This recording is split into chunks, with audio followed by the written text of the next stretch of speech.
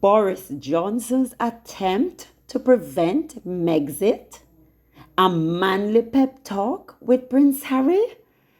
Guys, everything is coming out. Nothing stays in the dark for long. You realize the effort these people went through to get Harry and Meghan to stay in an abusive relationship. You realize how toxic they wanted Harry and Meghan to just, even though they knew that Meghan was thinking about harming herself because of how evil they were to her. They wanted her to stay, and just because they decided they cannot deal with it anymore, this is why the smear campaign has lasted 7 years and counting, guys. Guys, let me tell you, these people are evil. They wanted Harry to leave Meghan. They really thought Meghan would have left, but they never expected Harry to go.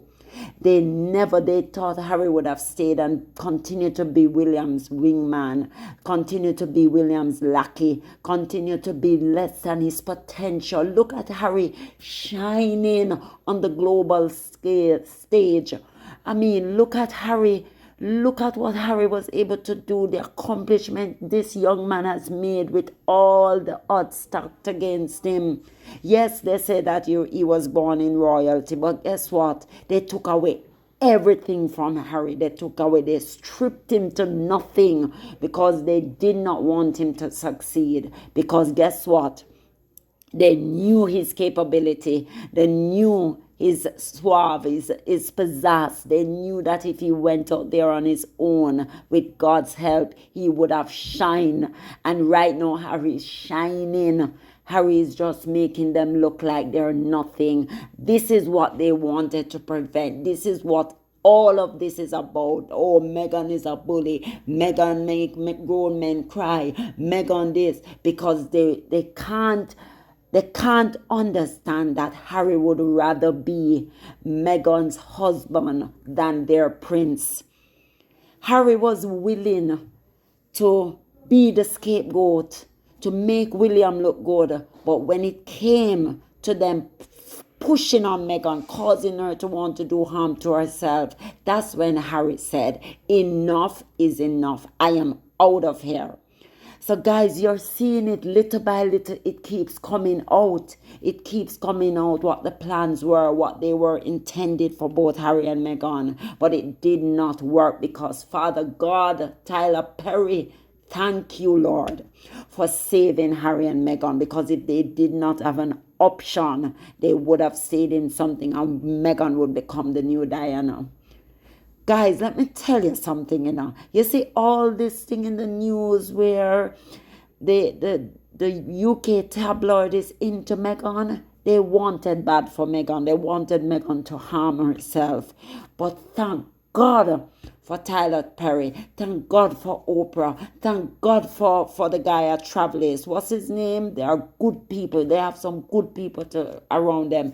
Thank God for Natural. Thank God for oh my God, there's so many people that Harry and Meghan have that support them. Thank God for the Success Squad, because we were the one who started pushing back on the lies, who started showing you Meghan and Harry in the best of light, because we know Meghan's character. We know her before she entered the royal family, and we know that Meghan is a gem. Meghan is a giver. Meghan loves to take care of people. When you listen to the guy from Sutu tell it that Meghan saw that they were throwing away the food, and Meghan said, no, that's wasteful. There are other people out there that want food. It's not eaten left. It's food that can help other people. When you look at Meghan at Smart Works, going there and saying, don't just go in your closet and give away the worst of the worst. Give away that suit that you got your first job in, that help you, but you no longer need it because you have already accomplished that goal. Give it to another person who can go out there and feel accomplished. When you look at Meghan with the Grenfell fire, the cookbook, they cannot take away these things from Meghan. That's one thing they cannot do. They try as they may, but they can't. So Every day something is happening. People are talking up. Look at Meghan's staff. They were able to give their names. They were able to give specific ways Meghan and Harry have been supportive of them and supporting them and working as a unit in their workplace. So these framing Meghan is a bully and Meghan is demon. Look at the words that they're using to describe Meghan because they want to bring down hate on this woman. So when I tell you that there is a God, believe you me, there is. Because these people will not be at peace, not for what they are trying to do to Meghan. So in a political memoir that has captivated readers, former Prime Minister Boris Johnson shares an extraordinary revelation about his brief but impactful encounter with Prince Harry in January of 2020. As the UK grappled with the fallout from Harry and Meghan's decision to step back from royal duties, a move that has since been dubbed Megxit. That's how they dubbed it, because at the time you were having Brexit. Johnson found himself at the heart of this royal saga. Who invited him? To intervene in a situation that would forever change the landscape of the British monarchy. In the wake of his landslide election victory, Johnson was approached by officials from both Downing Street and Buckingham Palace, who believed he might possess the influence to sway Harry's monumental decision. The secret meeting took place on the sidelines of a UK Africa Investment Summit in London, just hours after Harry delivered an emotional speech announcing his and Meghan's departure from royal life. The Duke expressed his feelings of sadness and necessity, emphasizing that the couple felt they had no other option but to leave. During their 20-minute private conversation, devoid of aids and distractions, Johnson attempted to convey the importance of Harry and Meghan's role within the royal family and the impact of their philanthropic work. According to sources, Johnson praised Harry's contribution to the Invictus Games and commended Meghan's dedication to advocating for the education of women and girls in developing nations. A friend of Johnson revealed that the former Prime Minister believed the couple was a significant asset to the UK and lamented their departure at such a critical time. What have we always been saying? What have we been saying, guys? Meghan and Harry are the moment. They are very impactful. They are resourceful. They go and they learn what is needed. They're what you call it now, where you say solutions oriented. They don't dive on problems. They want to see what solutions they can offer, what to do next, to help people's lives. That's what they do. However, despite Johnson's earnest efforts, the conversation proved fruitless. Harry remained resolute in his decision. Harry, remember, it was Harry's decision. But who they blame? Meghan. Meghan is the one that's taking the brunt of it when it was Harry, the man, who made the decision to leave. So Harry was resolute in his decision, leaving Johnson to reflect on the futility of his task. It was a ridiculous business, Johnson remarked in his memoir, describing the effort as a kind of manly pep talk that was totally hopeless.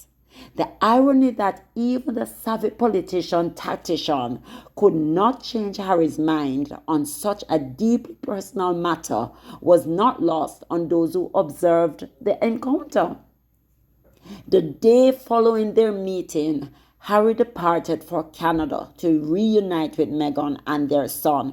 Remember, Meghan spoke about the fact that they had this meeting. It was really about Meghan, right? Because, of course, it's Meghan making Harry leave. And they did not even include Meghan in the meeting. So they had a meeting about her, but not with her, not her being in the presence, right? So he reunited with Meghan and their son Archie, ultimately leading the family to establish their new life in Montecito, California. The couple's decision to step back from royal duties marked a seismic shift in the monarchy, raising questions about the future of royal engagements and public expectations. Well, guys, Harry and Meghan have shown you guys how to do it. It can be done, but you have to put the people first. You can't be just in this lavish mansion or palace without taking care of the people, getting all these millions of dollars from the public purse, being grifting off the public. Look at how Harry and Meghan do it with little resources. They give back so much of their time, so much resources, so much of their money. You guys can learn a thing or two, but stop being evil because it is showing on your faces. It is making you guys look ugly. And nobody wants you around. Nobody's excited to be around you.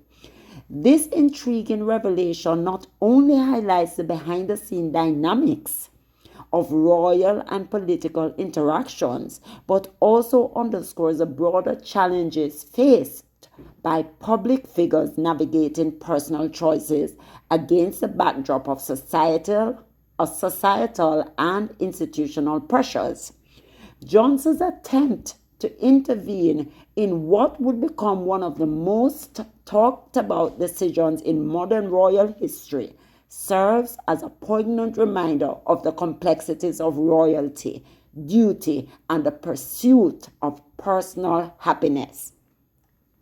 As the memoir unfolds, it promises to reveal further insights into the interplays between politics and royalty, illustrating how even the highest offices can sometimes be powerless in the face of personal convictions. Boris Johnson's reflection on his manly pep talk with Harry not only captivates the imagination, but also leaves readers contemplating the intriguing impact of choices made by the modern royals and their desire for autonomy in an increasingly scrutinized world. So Harry wanted autonomy over his person, over his life, over his family. And they, up to this day, they behave like Harry is a baby. Like Harry is still 12. They do not understand that it is his right to have autonomy over his person, over himself and his family. And Harry is such a man of stature. He's such a man that says, enough is enough. I want freedom. I want to be happy. I would be willing to serve the Queen if that was the desire, if that was what they wanted. I was willing to offer my time to them. But on the other hand, my entire life does not belong to the crown. My entire life belongs to me. And Harry reclaimed his time, reclaimed it, reclaimed him, reclaimed his family. I mean, let me tell you, man, this is such a powerful story. It will not end because guess what? People are seeing the deviant nature of the royal family, the deviant way they go about maligning their own, eating up on their own. But Harry has broken free. Harry has broken the chain, set this chain apart. He has broken it. You understand? And that is what people love about Harry and Meghan. They blame Meghan for everything. My baby, poor Meghan. When I think about what she has gone through, and Meghan has said little, and so much she could have said. But they go after Meghan because they think they can bully Harry back there. Harry will never go back. He will never go back. Guys, let me tell you something. He understands what freedom is. He has tasted. He doesn't want to go back and be William's lackey. He will never go back and be William's lackey. And that's what people need to understand. Leave the people alone. They're having a beautiful, productive life. They're doing great. They love each other and they're carving out their own future. Let them survive. Leave them alone.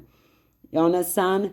This just shows you the manipulation that goes on behind closed door. So guys, please don't forget to like, subscribe. There's so many things going on, but please don't forget to like, subscribe, turn on your notification bell so you never miss a beat. Bye.